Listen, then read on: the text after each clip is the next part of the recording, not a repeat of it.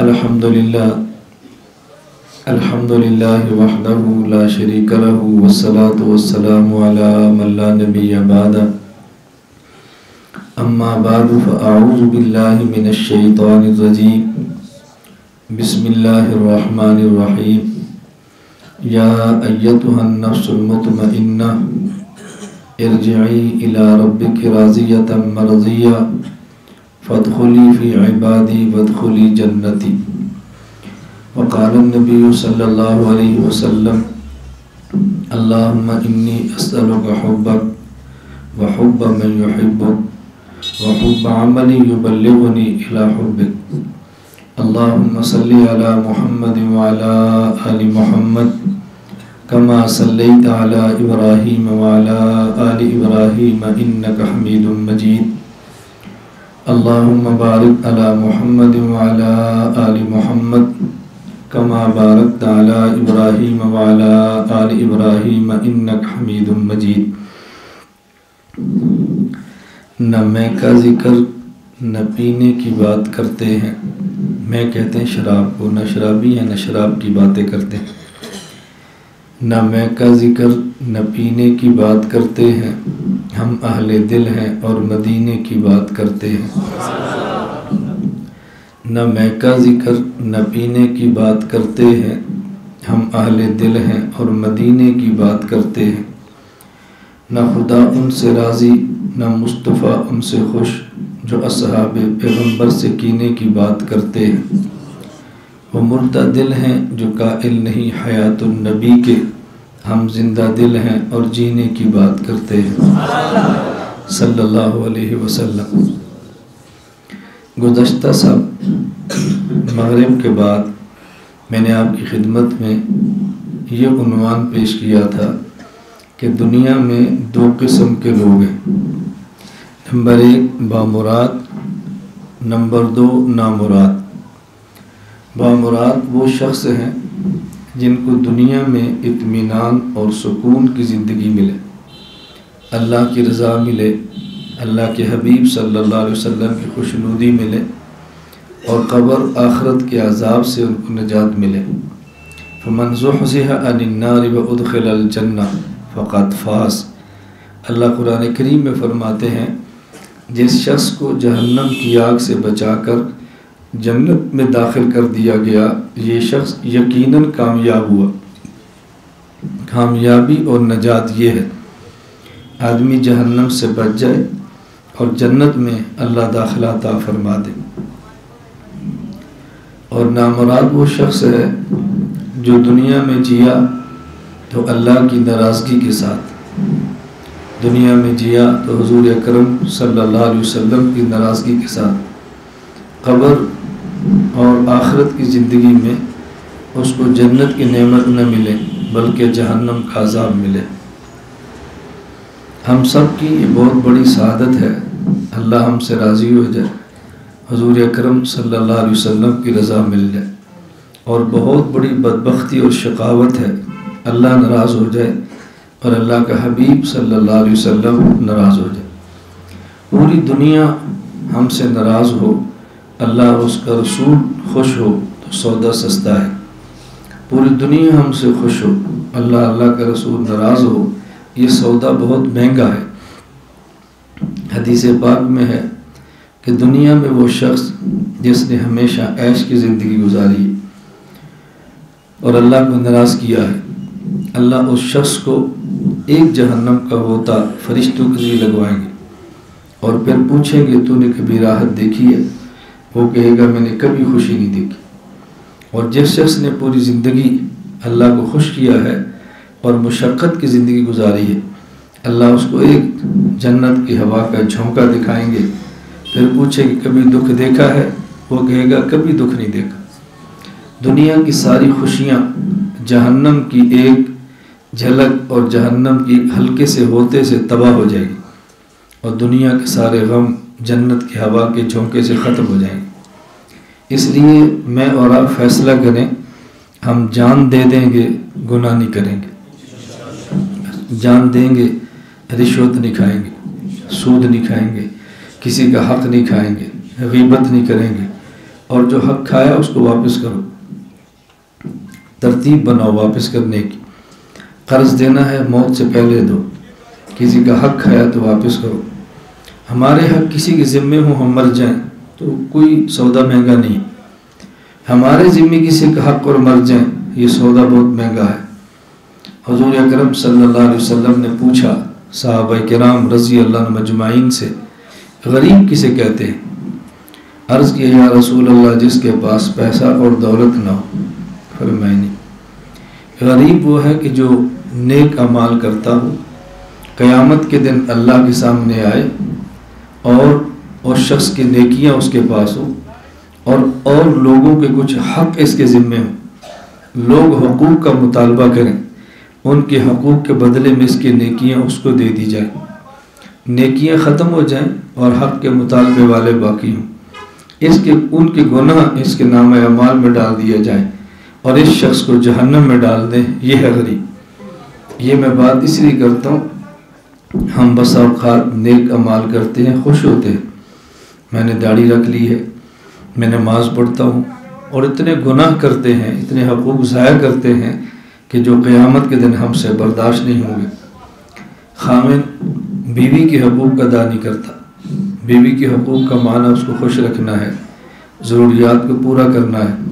اور جو حضرات شادی شدہ ہیں، میں بطور خاص ان کی خدمت میں بات عرض کرتا ہوں، بیوی کی آہ سے ڈرو، عورت کی آہ سے ڈرو، اتنی سخت ہے اللہ کے عرش کو ہلا کے رکھ دیتی۔ دیکھو ہم تھوڑا سا سفر کر کے یہاں آئے ہیں اور تھوڑی دیر کے لیے آئے ہیں، اور اگر یہاں کا میزبان ہمارا خیال نہ کرے کتنی تکلیف ہوتی ہے۔ ہم تھوڑی دیر کے لیے آئے ہیں اور تھوڑے دور سے آئے ہیں، میزبان ہمارا خیال نہ کرے کتنی تکلیف ہوتی ہے۔ اللہ ان کو جزائے خیر عطا فرمائے۔ بھائی سلیم ادھر ہیں، مولانا عبدالحفیظ صاحب ہیں، ان کے بھائی ظہیر سب نے خدمت کا حق ادا کی۔ آپ کا کیا خیال ہے؟ اس موسم میں ان جگہوں پہ اتنی خدمت کرنا بڑی مشکل ہے، اور انہیں حق ادا کیا خدمت کا۔ لیکن اگر تھوڑی سی کوتاہی ہو جائے، ہم کتنی باتیں کرتے ہیں، کتنے ناراض ہوتے ہیں، آئندہ سال اجتماع میں آنے کے لیے تیار نہیں ہوں گے، سونے کی جگہ نہیں، کھانے کی جگہ نہیں، اور خدمت نہیں کر سکے، میں نہیں جاؤں گا بھائی، ایک مرتبہ تو بھول کر آگے آئندہ نہیں آؤں گا، میری توبہ۔ ان کے اوپر ہمارا کیا حق ہے کہ ہم اتنی بات کہتے ہیں؟ یہ بات اچھی طرح سمجھنا، تھوڑی دیر کے لیے تھوڑی دور سے آئے، اگر میزبان تھوڑی سی کوتاہی کرے کتنی تکلیف ہوتی ہے۔ اور وہ عورت جس نے باپ کو، ماں کو، بھائیوں کو، بہنوں کو، علاقے اور گھر کو اور پورے خاندان کو چھوڑا ہے صرف ایک شوہر کے لیے، جب وہ بھی اس پہ ظلم کرتا ہے، بتاؤ اس کی یا خدا کی عرش کو نہیں ہلائے گی؟ یہ بات ہم سمجھتے نہیں ہیں۔ میں اس لیے گزارش کرتا ہوں، اس بات کو معمولی نہ سمجھو، اس بات کو معمولی نہ سمجھو۔ ہمارے شیخ حکیم اختر صاحب رحمۃ اللہ علیہ ایک بڑی عجیب بات فرماتے بس اوقات شوہر مال والا، عزت والا، علم والا، منصب والا ہوتا ہے، اور جو پروٹوکول اس کو باہر سے ملتا ہے وہ کبھی اس کو گھر سے نہیں ملتا، اور اس پر اس کو تکلیف ہوتی ہے تو میری عظمت کا خیال نہیں کرتی۔ حضرت فرماتے میں تو حضرت تو بڑے ہیں، میں وہ جملے بھی نقل نہیں کر سکتا کہ ڈر لگتا ہے تم کہو گے یہ کیسا آدمی ہے، کیسی باتیں کہتا ہے۔ یار فرماتے بیوی اور عظمت، بیوی سے عظمت کی توقع رکھنا حماقت ہے۔ وہ بیوی ہے، اس سے کہنا تو میری عظمت کا خیال نہیں کرتی، تمہیں کچھ حیا کرنی چاہیے۔ حضرت تو بڑے تھے، ایسے جملے فرماتے کہ مجھے تو نقل کرتے، میں نے کہنا ڈر لگتا ہے۔ فرماتے ہیں جس رخسار کو رات چومتے ہو صبح اس پہ تھپڑ مارتے ہو، تمہیں شرم آنی چاہیے۔ وہ تو اور اتنی باتیں فرماتے، میں بہت چھوٹا ہوں، میں ڈرتا ہوں بات کہتے ہوئے۔ حضرت جو بات فرماتے، اگر آپ اجازت ہو میں حضرت کا جملہ نقل کروں، مجھ سے ناراض نہ ہونا کیسا آدمی۔ حضرت فرماتے جس بیوی پر بندر کی طرح رات ناچتے ہو، صبح اٹھ کر کہتے ہو میری عظمت کا خیال نہیں کرتی، تمہیں شرم کرنی چاہیے۔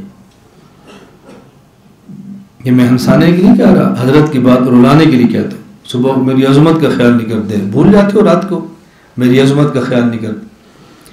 میں یہ عرض کرتا ہوں کہ حق ہیں، ہم اس کا خیال نہیں کرتے، اولاد کے حق ہیں، ہم خیال نہیں کرتے۔ ہم سمجھتے اولاد کا حق ہے پیسے دو، سکول پڑھاؤ، کپڑے دو، اللہ کی قسم اولاد کا سب سے بڑا حق یہ ہے اس اولاد کو جہنم کی آگ سے بچاؤ۔ ان کا بہت بڑا حق ہے بیوی کا، اس کو جہنم کی آگ سے بچاؤ، اس کے ساتھ ایسی ترتیب بناؤ کہ یہ جہنم میں نہ جائے۔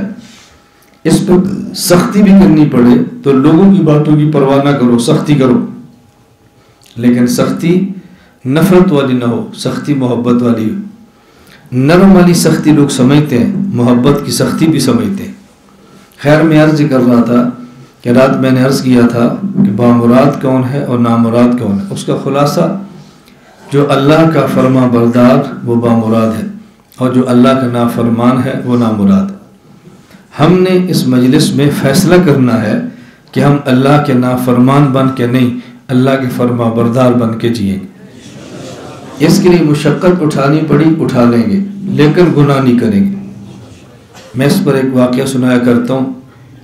جگر مراد آبادی شاعر تھا، حکیم الامت مجدد الملت مولانا اشرف علی تھانوی نور اللہ مرقدہ کی خدمت میں آیا بیعت کرنے کے لیے۔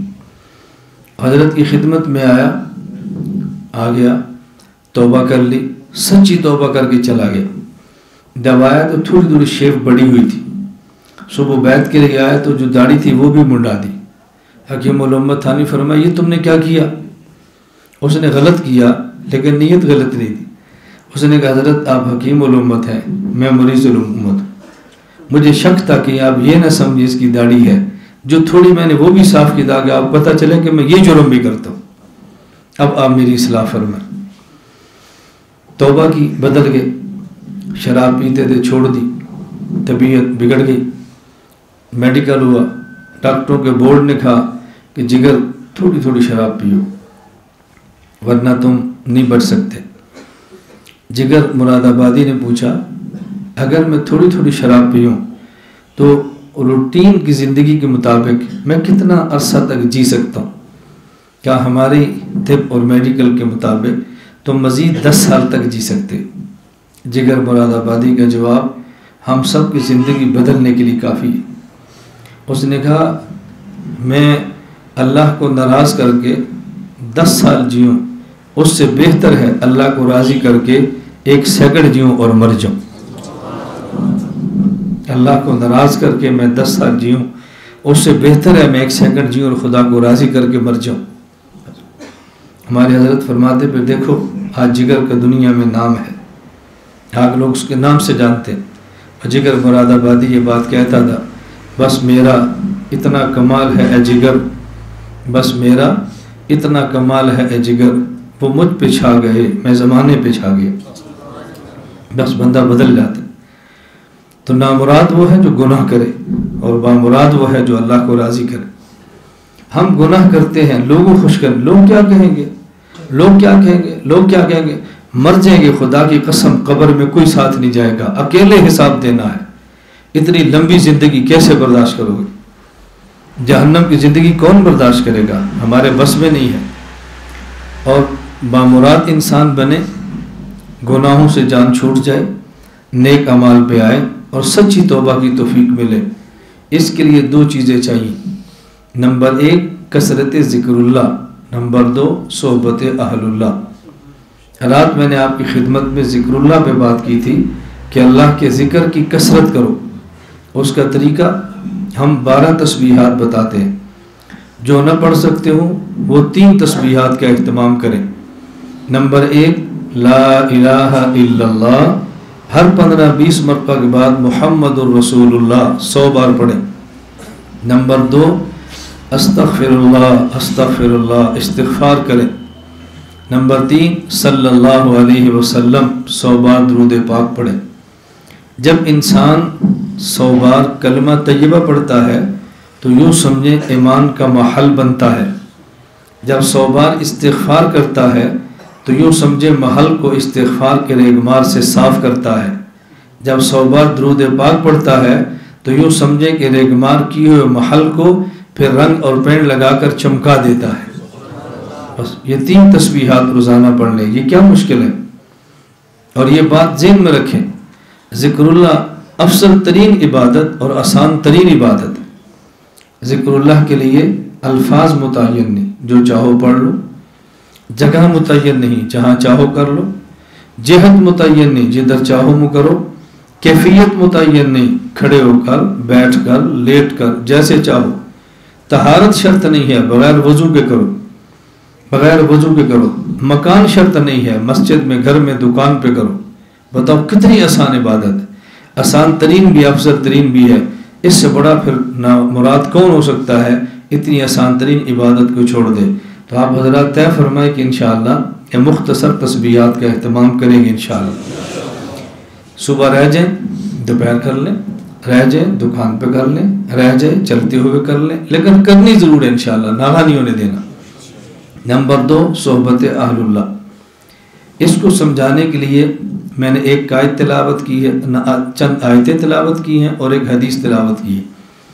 اللہ رب العزت کتنی پیاری بات فرماتے ہیں، یا ایتھا النفس المطمئنہ، ایک ہے نفس امارہ جو گناہ کرے، ایک سے نفس لوامہ گناہ کرے پھر نفس کو ملامت کرے، توبہ بھی کرے، ایک ہے نفس مطمئنہ جو گناہ بھی نہ کرے، خود کو ملامت نہ کرے، مسلسل نیک اعمال کرے، مسلسل ترقیات ہوں۔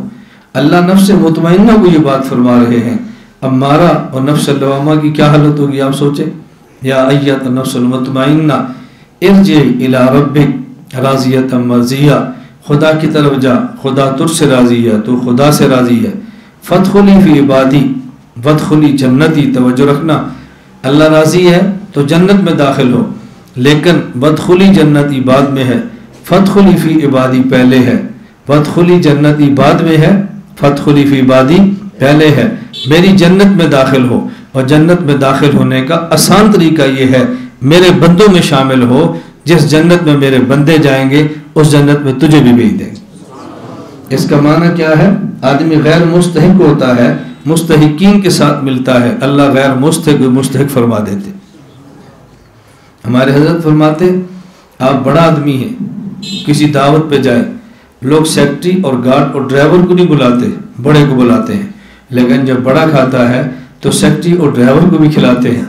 میزبان کی غیرت کے خلاف ہے کہ مہمان کو کھانا کھلائے اور سیکٹری ڈرائیور گارڈ کو نہ کھلائے، اللہ کی غیرت کے خلاف ہے۔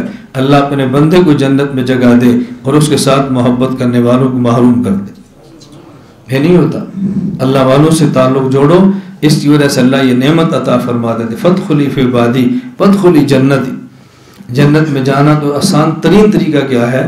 اہل اللہ کی صحبت میں آ جاؤ، اہل اللہ کی مجلس کے اندر آ جاؤ، اللہ گناہوں سے بچنے کی بھی توفیق عطا فرمائے۔ حدیث پاک میں رسول اللہ صلی اللہ علیہ وسلم نے اللہ تعالیٰ سے دعائیں مانگی ہیں، ان میں ایک دعا اللہم انی اسألک حبک، اے اللہ میں آپ سے آپ کی محبت مانگتا ہوں۔ آگے فرمایا اللہم انی اسألک حبک، اللہ میں آپ سے آپ کی محبت مانگتا ہوں۔ آگے ایک جملہ چھوڑ کے آگے فرمایا اے اللہ میں آپ سے ایسا عمل مانگتا ہوں جو بلغنی الی حبک، جو آپ کی محبت تک پہنچا دے۔ اور درمیان میں دعا مانگی واسأل حب من یحبک، یا اللہ میں تجھ سے تیرے اولیاء کی محبت مانگتا ہوں۔ پہلے دعا مانگی اللہ میں تیری محبت مانگتا ہوں، پھر مانگی نیک عمل کی محبت مانگتا ہوں جو تیری محبت تک پہنچائے، اور درمیان میں کیا جملہ ہے؟ اے اللہ تیرے محبوبین کی محبت مانگتا ہوں۔ یہ درمیان میں کیوں لائے؟ اصل مقصود اللہ کی محبت ہے۔ اللہ کی محبت ملتی ہے نیک اعمال سے، اور نیک عمل ملتا ہے اللہ کے نیک بندوں کی صحبت سے، اللہ کے نیک بندوں کی صحبت سے۔ اس لیے درمیان میں لائے کہ یا اللہ اپنے اولیاء کی محبت عطا فرما دے تاکہ مجھے نیک اعمال کی توفیق مل جائے۔ تو ہم نے دو چیزوں کا اہتمام کرنا ہے، نمبر 1 کثرت ذکر اللہ، اور نمبر 2 صحبت اہل اللہ۔ یہ دو باتوں کا اہتمام کریں۔ کبھی ہمارے ہاں نعمت ہوتی ہے، ہم اس نعمت کا احساس نہیں کرتے، اللہ وہ نعمت چھین کر پھر کسی اور کو دیتے ہیں۔ یہ میری بات آپ نے بہت توجہ سے سمجھنی۔ ہمارے ہاں اہل حق، اہل سنت والجماعت، عام ان کا ذہن یہ بنا ہے نہ یہ بیعت کے لیے تیار ہوتے ہیں، نہ طریقت کے لیے تیار ہوتے ہیں، نہ کسی ولی کامل سے بیعت کرتے ہیں، نہ ہی ذکر کی مجلس میں شریک ہوتے ہیں، اور جو کرتے ہیں ان کو کیا کہتے ہیں؟ یہ اہل بدعت ہے، یہ بریلوی ہیں، یہ حق والے نہیں ہیں، دیکھو ذکر کرتے ہیں۔ اللہ کے رسول صلی اللہ علیہ وسلم ارشاد فرماتے ہیں اللہ کا اتنا ذکر کرو کہ دیکھنے والا تمہیں مجنون اور پاگل سمجھے۔ ہمیں حکم دیا جا رہا ہے کہ یوں کرو، ہم نے چھوڑ دیا بیعت کرنی چاہیے، ہم نے چھوڑ دی، اوروں نے لے لی۔ اب لوگ سمجھتے ہیں کہ بیعت کرنا اوروں کا کام ہے، ہمارا کام ہی نہیں ہے۔ آپ یقین فرمائیں ہمارے اکابر میں سے ایک شخص بھی ایسا نہیں ملتا کہ جو بیعت کا اہتمام نہ کرے اور ذکر اللہ کا اہتمام نہ کرے۔ تو یہ ذکر کرنا اہل حق کا کام ہے، اہل حق کا۔ میں اس کی چھوٹی سی آپ کو مثال دیتا ہوں۔ ختم نبوت کے منکر قادیانی مسلمان ہیں یا کافر؟ سب بولو، کافر ہیں۔ ان کا جس کو انہوں نے نبی کہا اس کا نام کیا تھا؟ مرزا غلام احمد۔ آگے اس کا نائب